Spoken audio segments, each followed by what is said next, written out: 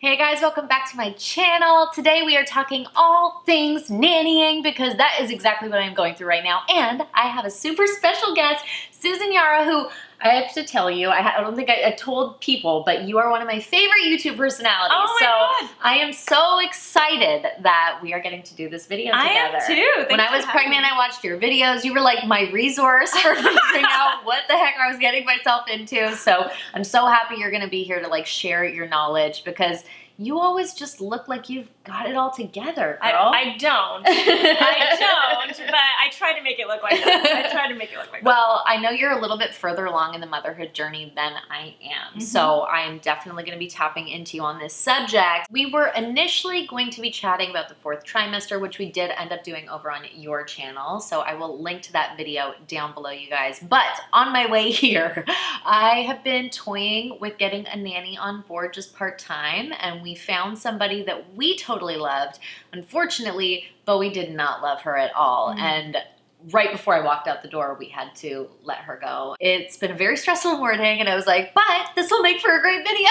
Yeah, because it's such a topical issue for new moms. You know, just the thought of bringing a nanny on was difficult for me and Josh to swallow because you want to be able to do everything for your kid. You want to be able to be as hands-on as possible, but at the same time, like, you got to put food in their mouth and clothes on their back, and that means you got to get back to the grind, and we're both creative, so there is no office for us to go to. You know, it's really down to us to make it happen every day, and we need help. None of our families are in town, so we're doing it all and wearing a lot of hats, and it was just time for us to bring somebody in. I'm trying not to be discouraged. You told me you went through a few nannies before you found your superstar. So tell me about your experience. Yeah. So finding a nanny seems like it should be easier. You like find, you know, you hear, especially in Los Angeles, it's like everyone's got a nanny and they seem like they're happy with their nannies and stuff. But what I have found is it really depends on your personality. I feel like finding a nanny is like dating. Yeah. It really is. Like it's not just finding somebody who's qualified on paper. They could be amazing on paper and have so much experience, but you have to, this is a person who's taking care of the most important thing in your life, your baby. And so there's a lot more that goes into it than you would expect. I went through 3 nannies before I found my nanny, and it was really hard. The first nanny was actually referred to me from somebody who used her, loved her. They just ended up moving, and they were like, oh, we're moving, and we can't take the nanny with us. Yeah, of course. You should use her. So I was like, amazing, because in my mind, I was like, oh, if they loved her, then we're going to love her. It'll be a great fit. Yep. So we hired her. Actually, we even hired her a month before the baby was due because I was like, oh yeah, like we have to hold on to this woman. Okay. And we started with full-time first, 5 days a week. Okay. Like typical, like 9 to 5. Yeah. Because I didn't want to lose her, and that's what she wanted. She wanted to have a full-time schedule. Yeah. So I was like, okay, sounds good. And right there, in hindsight, that was a mistake. Because before I became a mom, I couldn't have known what I needed as a mom. Yes. So that was my mistake. My first mistake was trying to find somebody before. So I wish I would have waited till after I had the baby, and maybe even like a couple of weeks into having the baby so that I could have known what I needed. You know, the other thing was she was a great nanny. She was great with our kid, but she wasn't a fit with the family. Yeah. Which is an interesting thing. Second nanny, I really liked her. She ended up a week into working with us having emergency surgery, like some cysts burst in her ovaries or something like that. Yeah, so she was out of the job for 3 months. Whoa. And I had just started really, really working. Like I had slowly started working again, and then at that point I was like full-blown back to working. Okay.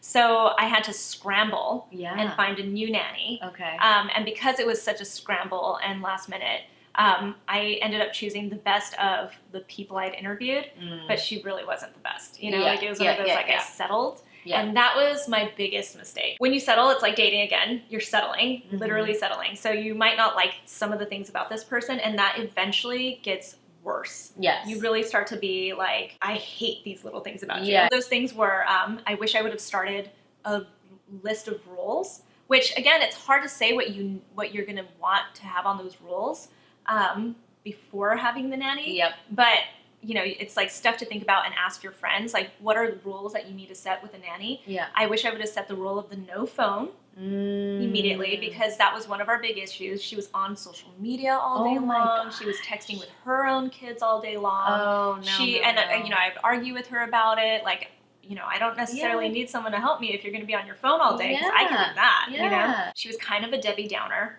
Everything in her life was like, yes, and she would bring it to work with her. Oh no, you want positive energy around your kid. Yeah, so there was a lot of that. She refused to stop wearing her perfume. Another rule that I wish I would have written down, like no perfume. Especially in the beginning, you're like, so like non-toxic. We're like doing non-toxic everything. But she'd be like covered in perfume, and she would hold the baby, and at the end of the day, she'd leave, and he would smell like her perfume. That's the thing. Yeah. It's not like, for non-toxic, all that stuff, yes, it's important, but same with the nanny that I had. Like, she'd leave, and then Bowie just smelled like this lady. Yeah, you kind of don't want that. You want your baby to smell like your baby. Yeah, you do. Some of the ways that I found my nannies, obviously first one was a referral, but after that I started using care.com. Yeah.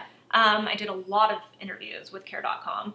And then I moved on to Peachhead, which is a Yahoo message board kind of situation here in Los Angeles specifically. Okay. You have to request to be part of it. Okay. And then they send you emails, essentially. Okay. Like people are just posting. Okay. And what I found was there were keywords when it came to finding the nanny. So first they say things like part of our family. Right. She's like part of our family. We're so sorry to let her go, but our kids, like when they tell you the reason, it's a good one. Like our kids are about to start school. Sure. That kind of a situation. Yeah. Love, if they use the word love, Yeah. you know that they truly, truly like this person. Yeah. Because what I found was when I let that nanny go, I offered to obviously give her a referral, but I wasn't going to lie. I wasn't going to say, I love this woman. No. She's part of our family. I wasn't going to say any of that. I just said very straightforward things. Yes. And I started to realize that's what happens. Right. They're like, maybe she was like professional enough. Sure. So you give her a referral. Yeah. But when they say things like love, I don't think other parents would say things like that. No, because they don't want to set other families up. Exactly. So those are like the keywords to look for. I grew up with nannies. My mom was a working mom. She worked 9 to 5. So I grew up in the house with nannies my whole life. And it's they become this kind of, I don't want to say surrogate mother, but they really, are.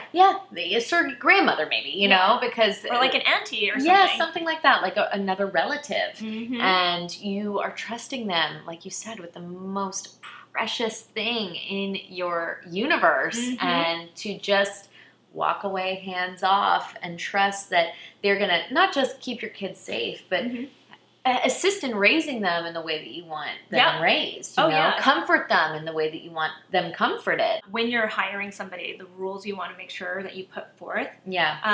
You really want to make sure that they align with all that stuff. Like we sleep trained, for instance. Like if you don't like sleep training, like that kind of thing, then you can't be our nanny. You know, that kind of stuff.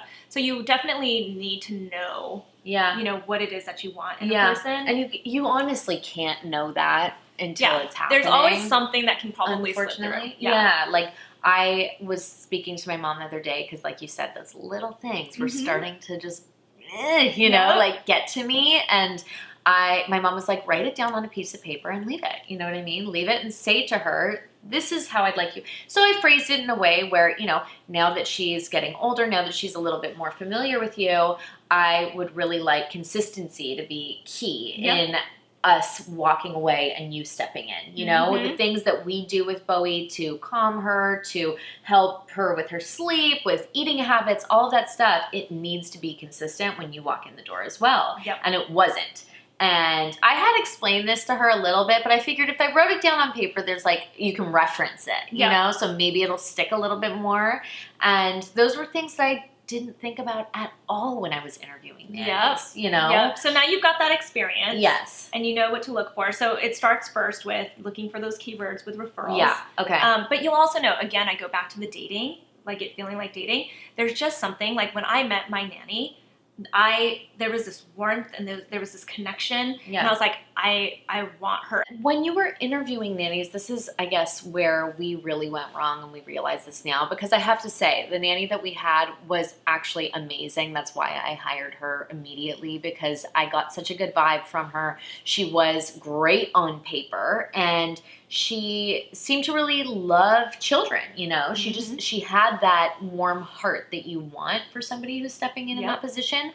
But the time that we interviewed her, Bowie was down for a nap. I was like, this is very rare. Like, leave her sleeping, you know? Mm-hmm. And so she didn't meet her until we had already brought her on board. And I did say, let the first week kind of be this trial period and we'll see how it goes. But because we don't have family here, Bowie really has not been passed off to anybody. So a lot of times when people have a baby, the grandparents are there to help, aunts and uncles, friends, whatever, you know. Mm-hmm. But for Josh and I, it's just Josh and I 24/7 with Bowie. So it's really all she knows. So she does make strange with new people. So I thought, okay, the trial period wasn't super smooth, but maybe it's just because she's not used to being handed over to somebody else and she'll get over that.